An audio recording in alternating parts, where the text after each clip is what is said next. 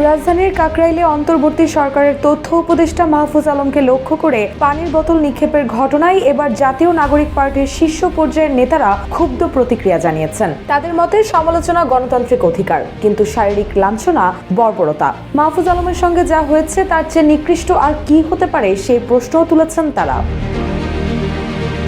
বুধবার রাতে জগন্নাথ বিশ্ববিদ্যালয়ের আন্দোলনরত শিক্ষার্থীদের সঙ্গে কথা বলতে কাকরাইল মসজিদের সামনে গিয়েছিলেন উপদেষ্টা মাহফুজ আলম। সেখানে কথা বলার এক পর্যায়ে তাকে লক্ষ্য করে একটি প্লাস্টিকের পানির বোতল ছুঁড়ে মারা হয়। এই ঘটনার নিন্দা জানিয়ে এনসিপির বিভিন্ন পর্যায়ের নেতারা ছাড়াও বিভিন্ন সংগঠনের নেতাকর্মীরা সামাজিক যোগাযোগ মাধ্যমে পোস্ট দিয়েছেন। RICL TMX, যুগের পর যুগ স্থাপনা থাকে মজবুত। এনসিপির উত্তরাঞ্চলের মুখ্য সংগঠক সার্জিস আলম ফেসবুক পোস্টে লিখেছেন, মাহফুজ আলম শিক্ষা উপদেষ্টা নন কিংবা জগন্নাথ বিশ্ববিদ্যালয়ের দাবিগুলোর সঙ্গে সম্পৃক্ত কোনো দায়িত্বপ্রাপ্ত প্রতিষ্ঠানের সঙ্গে সম্পর্কিত নন। তারপরেও তিনি সেখানে গিয়েছিলেন অভ্যুত্থানের ছাত্র জনতার একজন প্রতিনিধি হিসেবে, আপনাদের প্রতিনিধি হিসেবে। এরপর তার সঙ্গে যে আচরণ হয়েছে সেটার জন্য আপনাদের প্রতি ধিক্কার জানাই। মাহফুজ আলমকে লক্ষ্য করে বোতল নিক্ষেপের ঘটনায় প্রতিবাদ জানিয়ে এনসিপির দক্ষিণাঞ্চলের মুখ্য সংগঠক হাসনাত আব্দুল্লাহ ফেসবুকে লিখেছেন, একজন রাষ্ট্রীয় প্রতিনিধি হিসেবে মাহফুজ আলম সমস্যা সমাধানে গিয়েছিলেন। তাকে শারীরিকভাবে লাঞ্ছিত করা কোনোভাবেই প্রত্যাশিত নয়।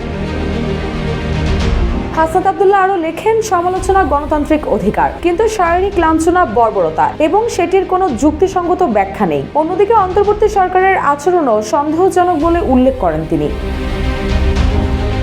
এছাড়াও এনসিপির সিনিয়র যুগ্ম মুখ্য সমন্বয়ক আব্দুল হান্নান মাসুদ এই ঘটনার নিন্দা জানিয়ে লিখেছেন, আজ মাহফুজের সাথে যা করেছেন তার চেয়ে নিকৃষ্ট আর কি হতে পারে। মতের পার্থক্য থাকতে পারে, কিন্তু মনে রাখবেন মাহফুজ আলম আমাদের ভাই, ভাইয়ের সম্মানে আঘাত করতে আইসেন না।